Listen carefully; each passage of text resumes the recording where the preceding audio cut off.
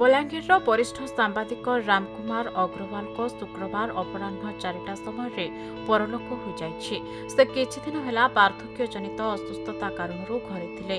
1947 मसीहारे जन्मग्रहण करितबा रामकुमार 70 दशक आरंभरो सांबादिकता क्षेत्र में सक्रिय थिले। धरित्री समेत प्रतिष्ठित इंग्लिश खबर, Hindi खबरकागज, all India radio, Prasar Bharati, Doordarshan रे बहु वर्ष धरी खबर परिवेषण करथिले।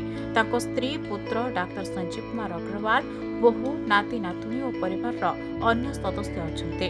बलांगीर जिला सांबादिक भवन को तांकर पार्थिव मरशरीर आसवा परे वरिष्ठ सांबादिक माने श्रद्धांजलि अर्पण करथिले।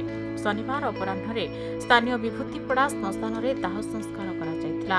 आज बलांगीर विधायक कलिकेश नारायण सिंहदेव, पौराध्यक्षा लिका साहू कंसारीपड़ा बासभवन को जाई परिवार सदस्य मानकु सांत्वना दे तांकर अमर आत्मार सद्गति कामना करछन्ते। कुमार अग्रवाल जी गोटे वरिष्ठ सांबादिक थिले बलांगीर जिलार।